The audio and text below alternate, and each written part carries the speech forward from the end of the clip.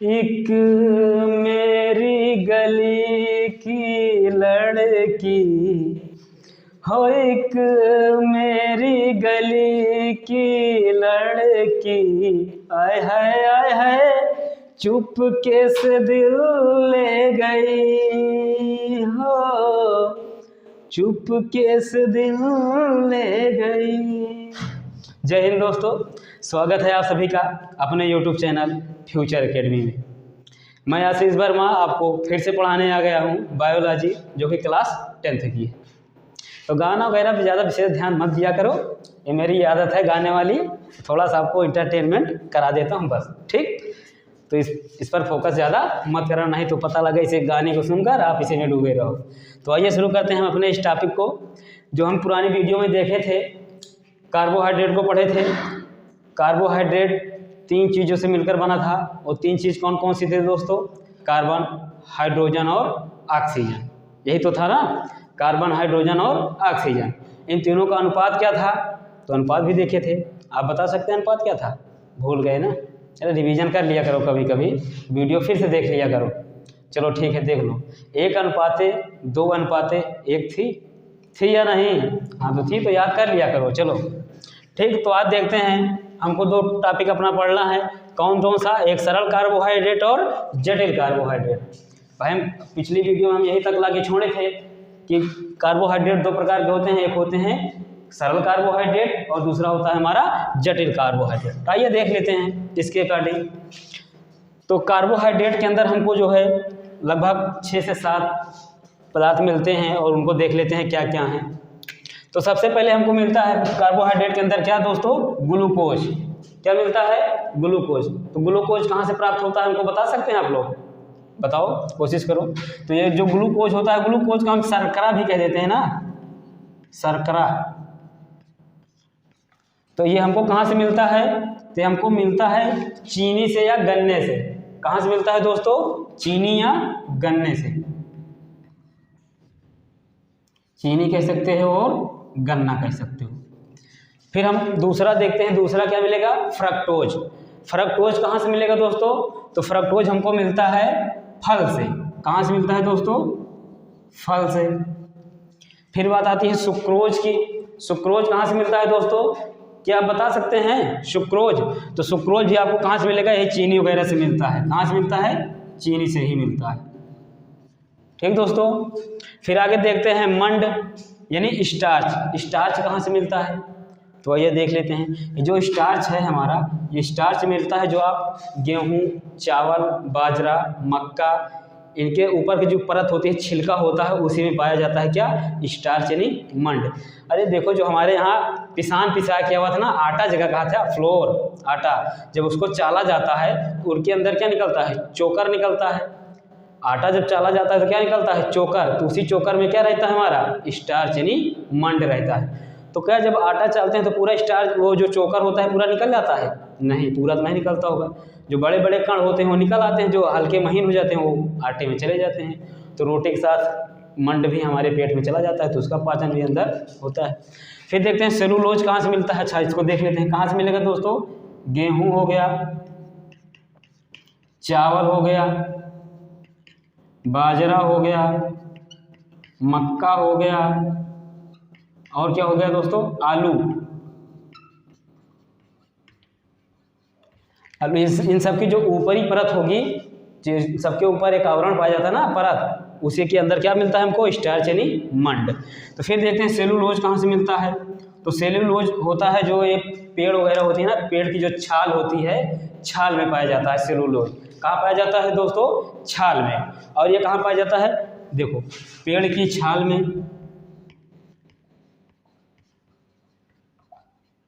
और कहाँ से मिलेगा हमको? ये जो आपको नोट वगैरह मिलती है ना, ये नोट, पैसा, नोट किसका बना होता है? तो इसी का जो है पेड़ की छाल वगैरह का मिश्रण होता है उसमें। तो उसमें क्या पाया जाता है? सेलुलोज भी पाया जाता है नोट में।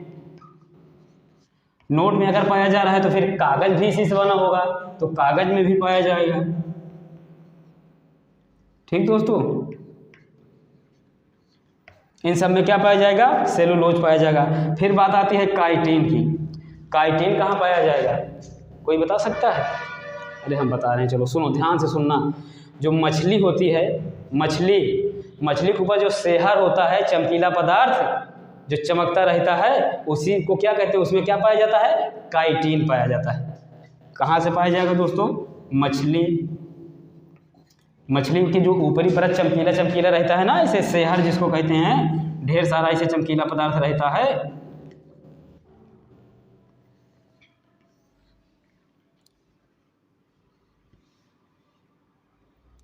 कुछ इसी अकॉर्डिंग इसके ऊपर ऐसे लगा रहता है ना।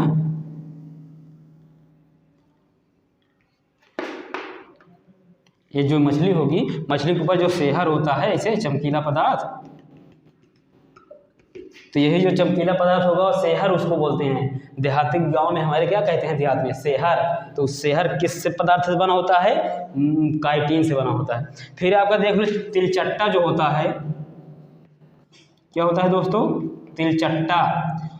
तो जो तिलचट्टे के ऊपर वाली परत होती है वो बहुत मजबूत होती है, इसी की बनी होती है। किसकी बनी होती है? तो काइटिन की। तो काइटिन हमको कहाँ से प्राप्त हो जाएगा? मछली के सेहर से और तिलचट्टे के ऊपरी परत से। तो इतनी बात समझ में आ गई होगी दोस्तों। चलिए इसको मिटा देता हूँ। फिर बात आती है, अब देखो ध्यान से देखना और यहीं से समझ में आ जाएगा कि सरल कार्बनिक जो है सरल कार्बोहाइड्रेट कौन होता है और जटिल कार्बोहाइड्रेट कौन होता है। चलो देखो, जो हमारा ग्लूकोज होगा, क्या होगा दोस्तों? ग्लूकोज बहुत आसानी से जो है हमारे शरीर में पाचन करके बहुत जल्दी से ऊर्जा दे देता है। कहने मतलब जब कोई व्यक्ति बीमार होता है, आजकल तो गर्मी चल रही है कस के, गर्मी में लोग बीमार होते हैं, एकदम लस्त पस्त हो जाते हैं, तो डॉक्टर के यहाँ जाते हैं। डॉक्टर क्या करते हैं? खाट से क्या लगा देते हैं? ग्लूकोज। यही करते हैं ना, ग्लूकोज लगाए, ग्लूकोज खाट से अंदर जाकर क्या करता है? ऊर्जा प्रदान कर देता है, जिससे आदमी जो है बोलने लगता है, तो कहते हैं हाँ हमको आराम मिल गया। तो ग्लूकोज क्या करता है? बहुत आसानी से क्या करता है? बहुत जल्दी ऊर्जा उत्पन्न कर देता है। इसको कहते हैं मोनोसेकेराइड। क्या कहेंगे दोस्तों? मोनोसेकेराइड।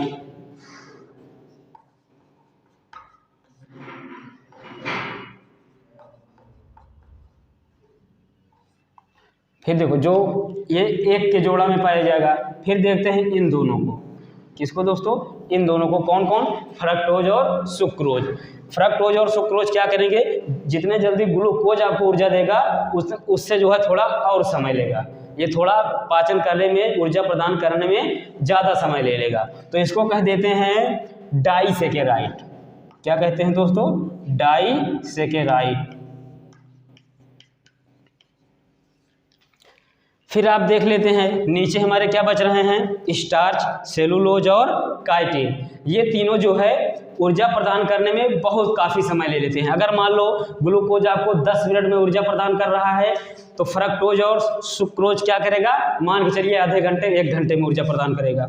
फिर बात आते हैं स्टार्च की, सेलुलोज की और काइटिन की, तो लगभग 2 घंटे 3 घंटे काफ़ी समय ले लेंगे आपको ऊर्जा प्रदान करने में। तो इसको कह देते हैं पॉलीसेकेराइड। इन तीनों को क्या कहेंगे दोस्तों? पॉलीसेकेराइड।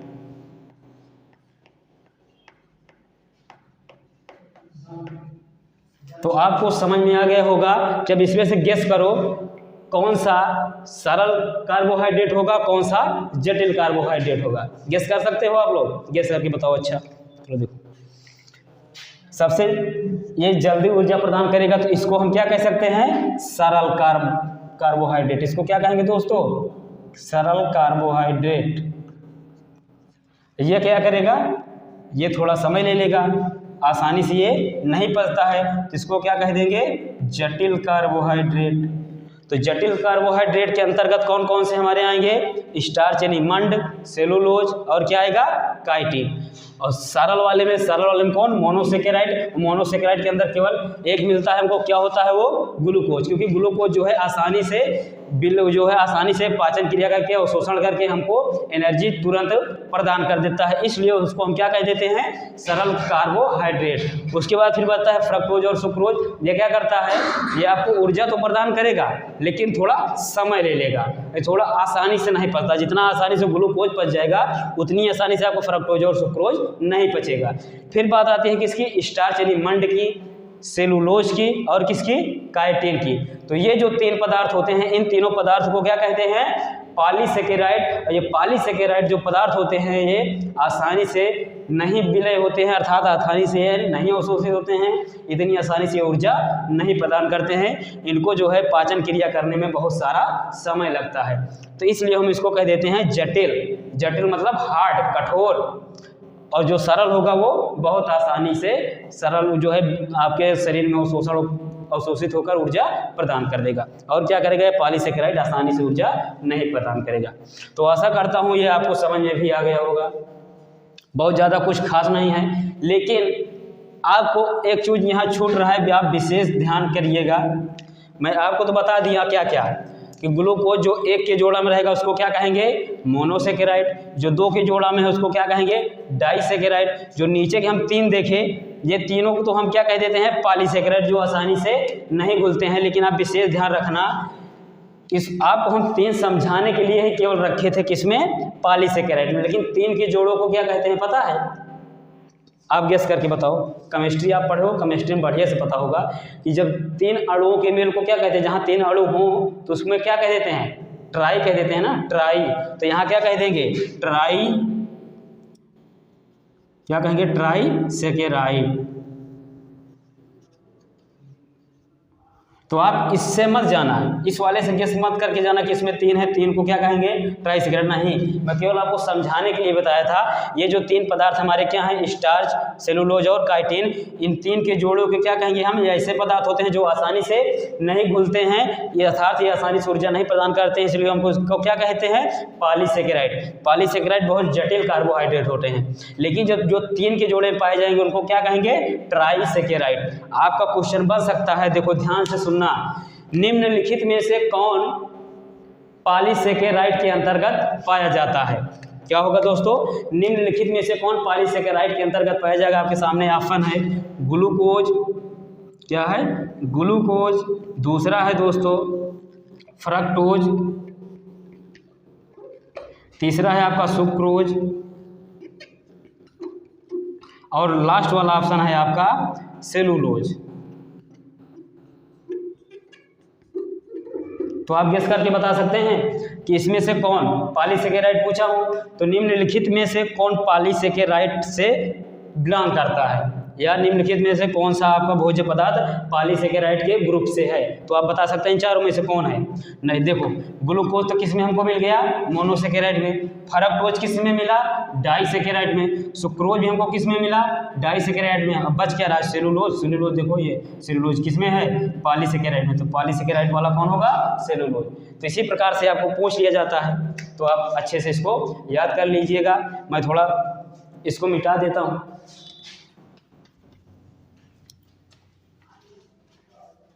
तो आप अगर चाहें तो परिभाषा इसकी खुद से भी बना सकते हैं कि वे भोज्य पदार्थ जो कठिनता से हमारे शरीर में ऊर्जा प्रदान करते हैं उसको क्या कहेंगे, जटिल कार्बोहाइड्रेट। क्या कहेंगे, जो भाई कठिनाई के साथ क्या करें, हमें ऊर्जा प्रदान करें उसको क्या कहेंगे, जटिल कार्बोहाइड्रेट। और जो वे कार्बोहाइड्रेट जो आसानी से हमारे शरीर को ऊर्जा प्रदान कर देते हैं, अर्थात आसानी से घुल जाते हैं, उसको क्या कह देंगे, उसको क्या कहेंगे, बताओ दोस्तों, सरल कार्बोहाइड्रेट कहेंगे। तो ठीक है दोस्तों, आप अगर इतने का स्क्रीनशॉट लेना चाहते हैं तो मैं थोड़ा साइड हो जाता हूं और आप स्क्रीनशॉट ले सकते हैं। तो आशा करते हैं दोस्तों आप स्क्रीनशॉट ले लिए होंगे।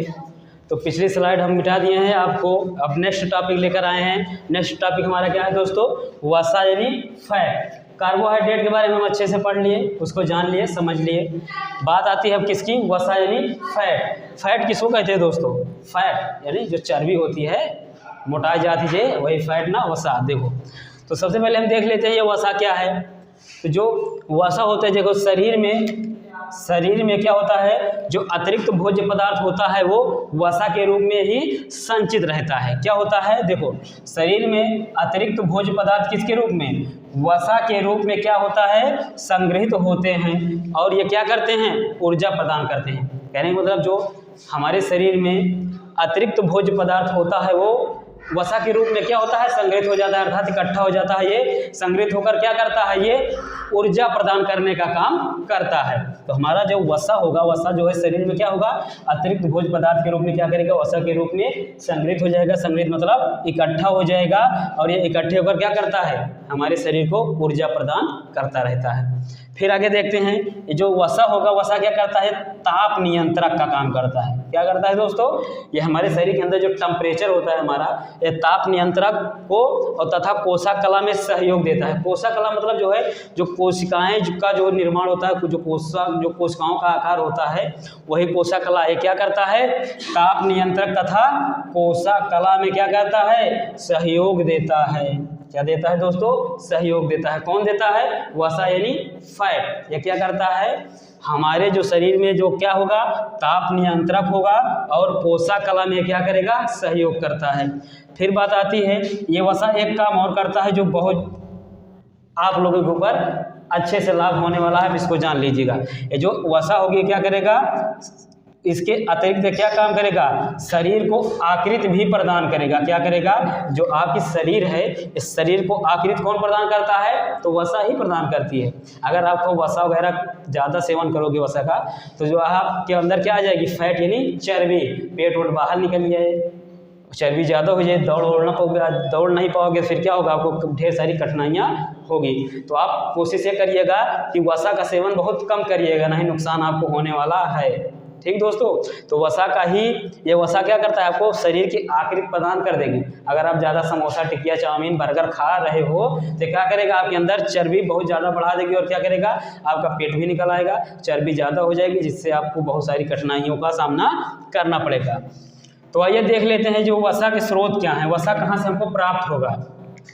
तो वसा जो हमको दो जगह से मिलती है, एक होता है किससे, पशुओं से, और कहाँ से, वनस्पतियों से। तो पशुओं से देख लेते हैं, पशुओं से हमको किस रूप में मिलता है, दूध के रूप में मिलेगा। दही, घी, मक्खन, पनीर, ये सब क्या होते हैं, इन सब में वसा ही पाई जाती है। और ये इनसे जो वसा मिलेगा वो किसके माध्यम से मिलेगा, तो पशुओं के द्वारा मिलेगा। वनस्पतियों के द्वारा देख लेते हैं, वनस्पतियों में जैसे नारियल हो गया, बादाम, मूंगफली, सरसों, तिलहन, इन सब चीज़ों से हमको क्या मिलता है, वसा मिलती है, यानी तेल जिसको कहते हो, ऑयल।